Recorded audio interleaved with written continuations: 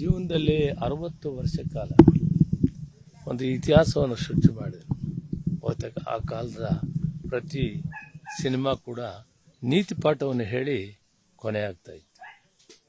ಅದರ ಇತಿಹಾಸ ಒಟ್ಟಾರೆ ಜನರಿಗೆ ಮಾರ್ಗದರ್ಶನ, ಸದ್ಬುದ್ಧಿ ಮತ್ತು ಒಳ್ಳೆಯ ರೀತಿಯಲ್ಲಿ ನಡಿಬೇಕು, ಧರ್ಮದಲ್ಲಿ ನಡಿಬೇಕು, ನೀತಿಯಿಂದ ನಡಿಬೇಕು ಅನ್ನೋದನ್ನೇ ಆ ದಿನದ ಚಿತ್ರಗಳು ಏನು ಇದ್ದು ಆ ಸಿನಿಮಾಗಳು ಆ ರೀತಿ ಇತ್ತು.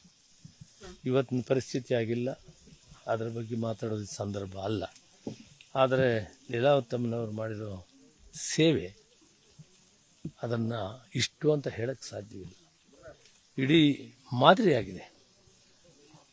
ಕೀರ್ತಿಸಿದಂಥ ರಾಜ್ಕುಮಾರ್ ಅವ್ರ ಜೊತೆಯಲ್ಲಿ ಮಾಡಿರೋಂಥ ಸಾಕಷ್ಟು ಸಿನಿಮಾಗಳು ನಾವು ಕೂಡ ನೋಡಿ. ಒಂದೆರಡನ್ನ ಹೇಳ್ತೀನಿ.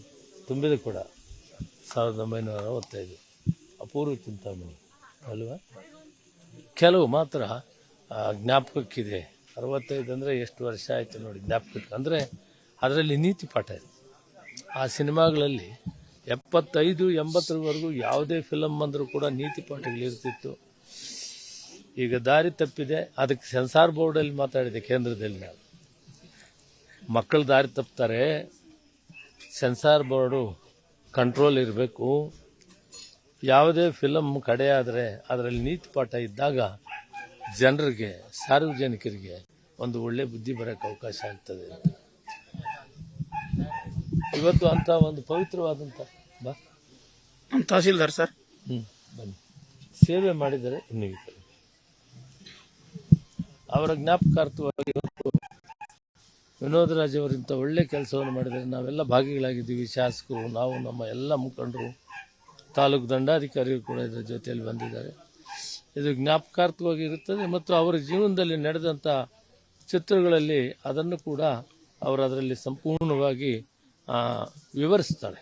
ಅದರಿಂದ ಅವರ ಜೀವನ ಯಾವ ರೀತಿ ಬಂತು, ಯಾವ ರೀತಿ ಕೊನೆಗೊಂಡು, ಏನು ಈ ದೇಶಕ್ಕೆ ಬಿಟ್ಟೋಗಿದ್ದಾರೆ, ಇಡೀ ದೇಶಕ್ಕೆ, ಕೇವಲ ಕರ್ನಾಟಕ ರಾಜ್ಯಕ್ಕಲ್ಲ. ಆದ್ದರಿಂದ ಆ ಒಂದು ಪವಿತ್ರವಾದ ಕಾರ್ಯಕ್ರಮಕ್ಕೆ ನಾವಿಬ್ಬರೂ ಕೂಡ ಭಾಗವಹಿಸಿದ್ದೀವಿ. ನಮಗೆ ತುಂಬ ಸಂತೋಷ ಆಗಿದೆ. ವಿನೋದ್ ರಾಜ್ ಅವರು ಇದನ್ನು 100 ವರ್ಷ ಶಾಶ್ವತವಾಗಿರುವಂಥ ಕೆಲಸ ಮಾಡಿದ್ದಾರೆ. ಅವರು ಮಾಡಿರೋ ಎಲ್ಲ ಫಿಲಮ್ಸಲ್ಲಿ ಕೂಡ ನೀತಿ ಪಾಠವನ್ನು ಕಲಿಯುವಂಥದ್ದಿದೆ. ಇವತ್ತು ಅವರೇನು ಈ ಒಂದು ಸ್ಮಾರಕದಲ್ಲಿ ಕೂಡ ಅದಕ್ಕೆ ಸಂಬಂಧಪಟ್ಟಂಥದ್ದೇ ಇರ್ತದೆ. ಅದರಿಂದ ನಮಗೆ ತುಂಬ ಸಂತೋಷ ಆಗಿದೆ. ಇದು ಆಗಲಿ. ನಾವು ವಿನೋದ್ ರಾವ್ ಅವರ ಜೊತೆಯಲ್ಲಿದ್ದೀವಿ. ಏನೆಲ್ಲ ಕಟ್ಸುಕ ಇದ್ದರೂ ಕೂಡ ಅಥವಾ ಸಲಹೆ ಅಥವಾ ನಿಮಗೆ ಬೇಕಾಗಿರೋ ವಿಷಯಕ್ಕೆ ಶಾಸಕರು, ನಾನು ನಿಮ್ಮ ಜೊತೆಯಲ್ಲಿದ್ದೀವಿ. ಈ ಕೆಲಸ ಯಶಸ್ವಿಯಾಗಲಿ. ಆದಷ್ಟು ಬೇಗ ಸಮಯಕ್ಕೆ ಸರಿಯಾಗಿ ಕೆಲಸವನ್ನು ಮುಗಿಸಿರಿ. ಅನುಕ್ಷಣದ ಸುದ್ದಿಗಳಿಗಾಗಿ ವಿಸ್ತಾರ ನ್ಯೂಸ್ ಯೂಟ್ಯೂಬ್ ಚಾನೆಲ್ ಸಬ್ಸ್ಕ್ರೈಬ್ ಮಾಡಿ. ಹೊಸ ಸುದ್ದಿಗಳ ನೋಟಿಫಿಕೇಶನ್ಗಾಗಿ ಬೆಲ್ ಐಕಾನ್ ಕ್ಲಿಕ್ ಮಾಡಿ. ಲೇಟೆಸ್ಟ್ ಅಪ್ಡೇಟ್ಸ್ಗಾಗಿ www.vistaranews.com ವೆಬ್ಸೈಟ್ಗೆ ವಿಸಿಟ್ ಮಾಡಿ.